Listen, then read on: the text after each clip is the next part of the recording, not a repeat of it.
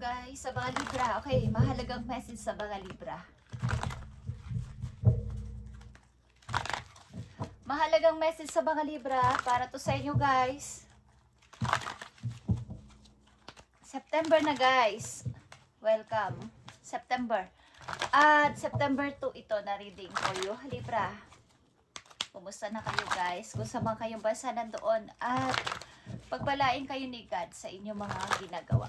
Bigyan ng maraming blessing simula sa inyong health, sa inyong money, sa inyong trabaho at sa buo ninyong pamilya sa mga Libra. Tingnan natin ang inyong mahalagang dalawang message galing dito, okay? Sa inyong mga arkanghel.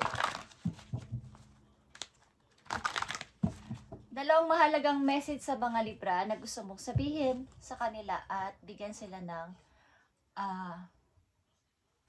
guide sa kanilang ginagawa sa kasalukuyan nilang ginagawa. Okay, dalawang mahalagang message for you, Libra. Titingnan natin to, guys. At hindi ko alam to kung ano tong message sa inyo, but ang ilan sa inyo ay naghahangad pang tumaas ang kaperahan. Okay?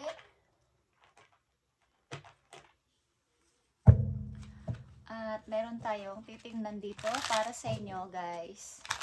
Ito ay may kinalaman sa buwan, sa month, at sa mga date. Kung ano man ang inyong ginagawa sa kasalukuyan. Okay, at sa mga gustong sabihin sa inyo, Libra. Isang mahalagang message dito po you na napakahalaga ngayong September 2 sa mga Libra. Okay.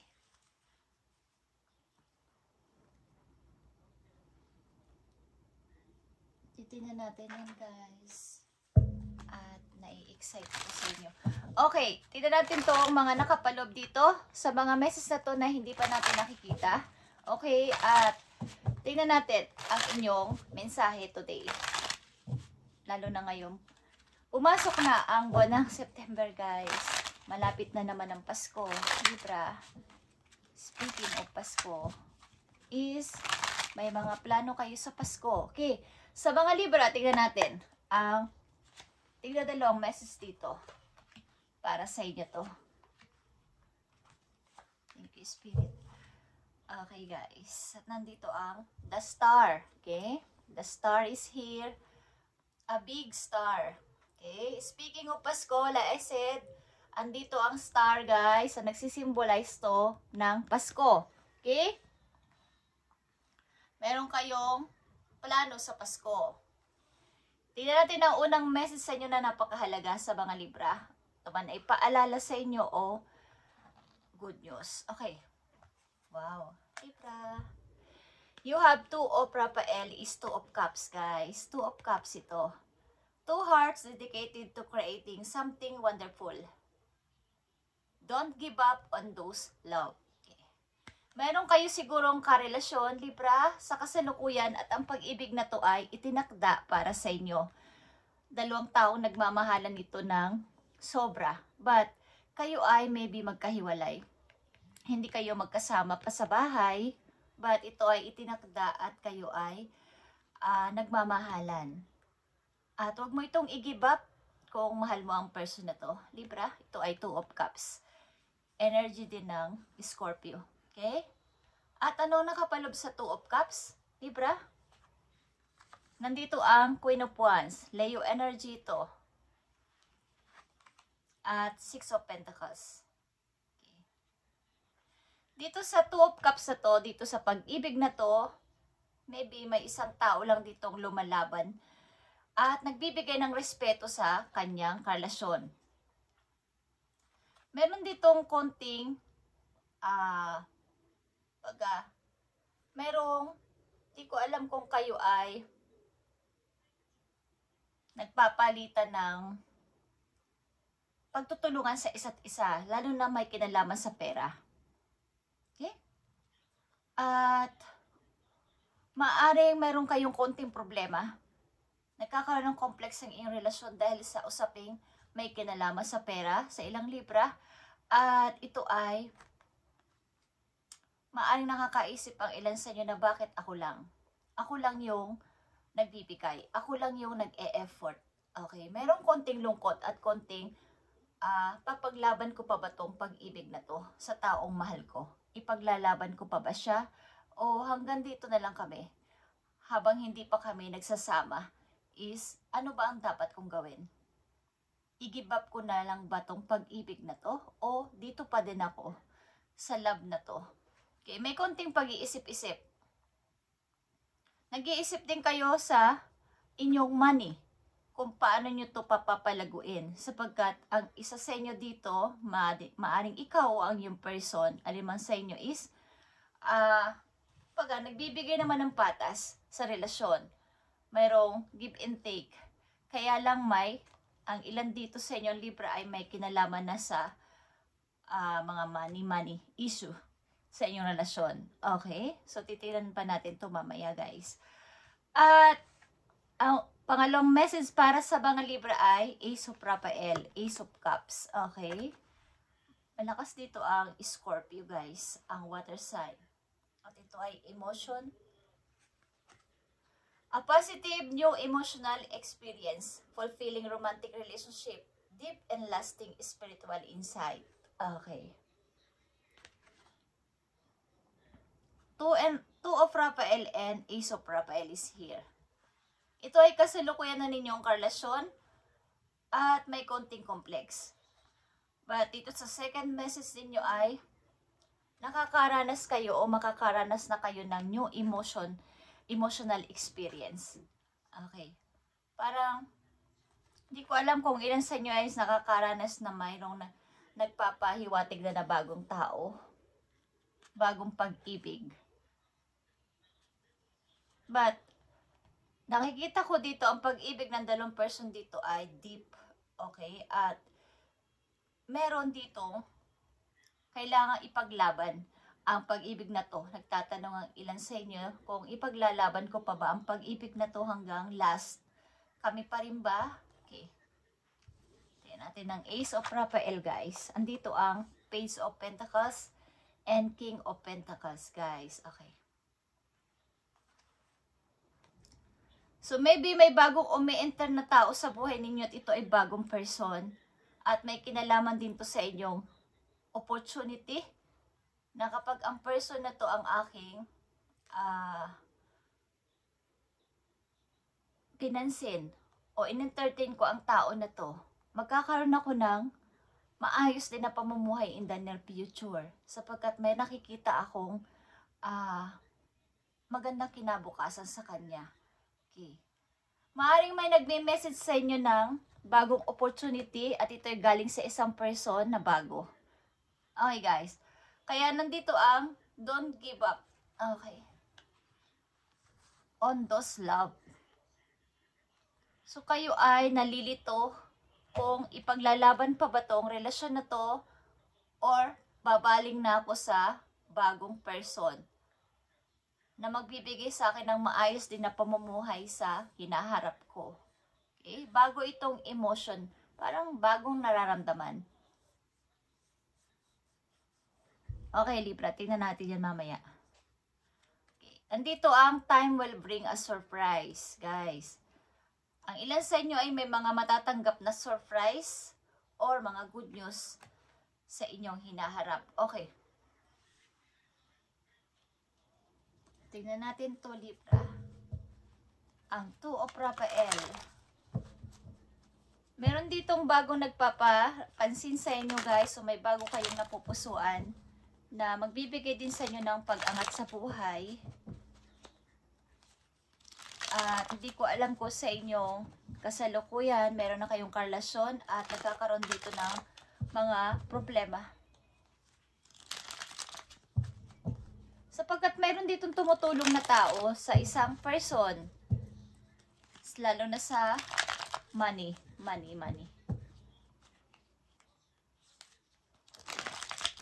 Mukhang ito ay long distance relationship ang inyong kasalukuyan.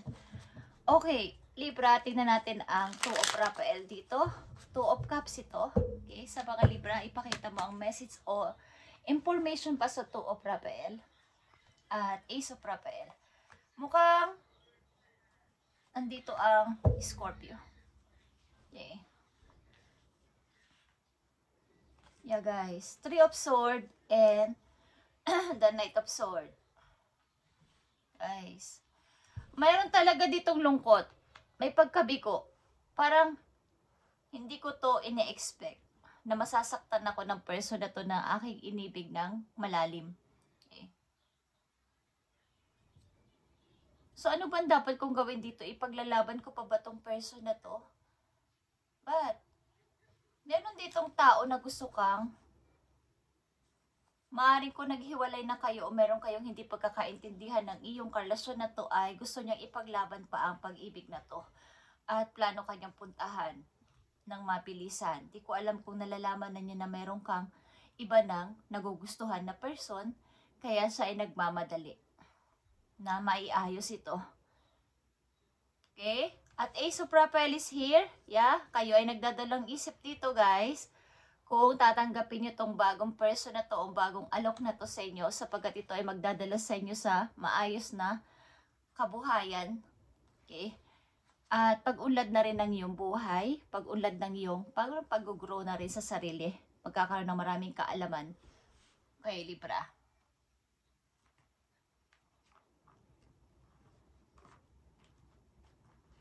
Kayo ay nakakaranas na maaaring pag-iisip-isip kung papaglaban ko pa ba ang pag-ibig na to or tatanggapin ko na ang offer ng isang tao na magbibigay din naman sa akin ng kaalwanan sa aking hinaharap. Ay, Libra. Message pa po yun. Message pa po yun. Isip-isipin nyo to kung ipaglalaban nyo ang tao na to.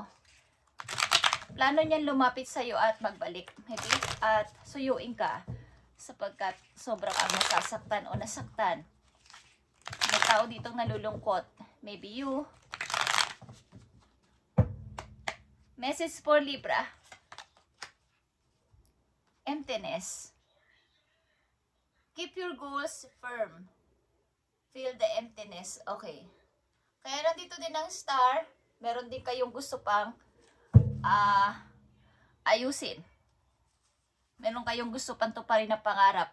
Kaya may konting pag-overthink, pag-thinking kung andito yung love ko sa tao na to, kaya lang ay nasasaktan na ako. At tatanggapin ko ba itong opportunity na to para itong may benefits na magiging maayos ang buhay nyo. But maganda rin ang alok sa'yo ng person na to. May money. May involved na money, guys, at magandang buhay. Okay, sa mga Libra. Pag-isipan nyo mabuti yan kung tatanggapin nyo ang nagme-message sa inyo o nagpapakita sa inyo ng kumbaga may nag-aalok sa inyo. Meron pa rin naman talaga kayong gusto pang tuparin sa buhay.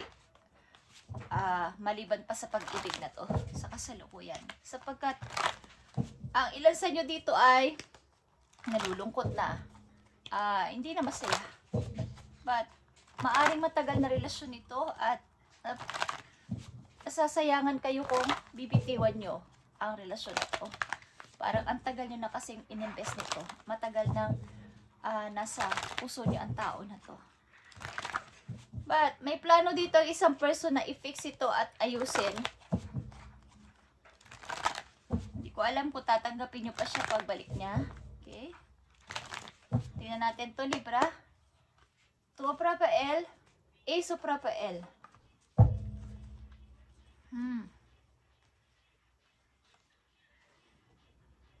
Five of Arrows. Someone is sacrifice. Para magsasacrifice na lang ang isa dito. Na tama na to para wala nang gulo. I-give up ko na lang kaya to para wala nang gulo. Nasasaktan na ako eh. Okay? Sobrang nang masakit. Okay, Ace of Pentacles is here. Yeah, speaking of masakit, talagang kayo ay nasasaktan at hindi talaga alam ang gagawin. May mga naaalala kayo. Something goes galing sa nakaraan. Sa katauhan nito. Sa energy nito. Okay? Inaalalayan kayo ng inyong mga guides na tama na, Libra. Umayos ka na. At marami pang naghihintay sa iyo may maganda pang kapalaran naghihintay sa iyo sa near future. Kaya nandito ang Nine of Swords. Konting-konti na lang.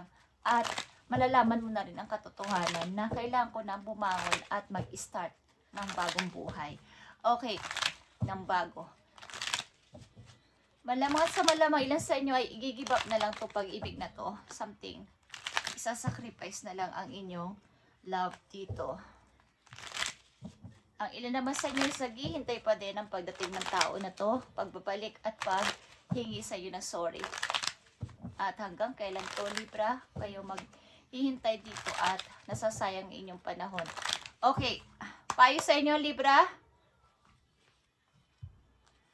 Never allow yourself to be taken for granted. Okay, it is better to remove yourself from this situation than to be treated less than you deserve. You are precious, you are worthy. Nakikita nyo ang message sa inyo o naririnig nyo? Huwag ka na mag-stuck dito. Huwag mong pabayaan na ikaw ay makulong dito. It's better to remove yourself from this situation than to be treated less than you deserve.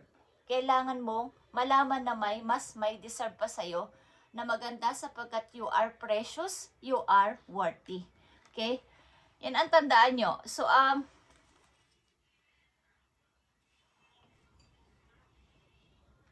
meron kasi kayong kaisipan, yung mindset nyo ay paglago sa buhay. Kaya lang nung pumasok ka sa pag-ibig na to, parang nabago. So yung pangarap ninyo, yung goal ninyo ay parang nadismaya din kayo. Naglaan ako sa'yo ng time, naglaan ako sa'yo ng love, nagbigay ako sa'yo ng love, pero ang treat mo sa akin ay ganito, sobrang masakit. Yung pangarap ko din, pinabayaan ko o napabayaan ko para sa'yo. So kailangan ko na lang alisan to, Five of Swords. Para matupad ko ulit ang pangarap ko. Maaaring may i-accept kayo, but nagdadalawang isip pa rin kayo. At ito ay, kung i-accept mo to, napakaganda ito sapagkat ito ay para sa iyong ikakabuti at sa iyong ikakagrow pa. At magkakapera ka ng malaki dito, magkakaipon ka ulit at matutupad mo ulit ang pangarap mo, Libra. Thank you, Libra. And ito ang inyong message ngayong September. Sana kayo ay makapag-desisyon na at nasa sa inyo to kung i-give up nyo or ipapaglaban nyo pa rin ang pag-ibig na to, ang tao na to. Okay, may dalawa kayo ditong option na pamimilian. Depende sa inyong nararamdaman sa inyong puso. Okay, kayo ang masusunod. Ito ay guide para sa inyo at ito ang message para sa inyo, Libra, sa mga Libra na binibigyan o bibigyan ng message today, September 2 is ito ay para sa iyo. Nakatakda mo tong marinig. Thank you and God bless, Libra.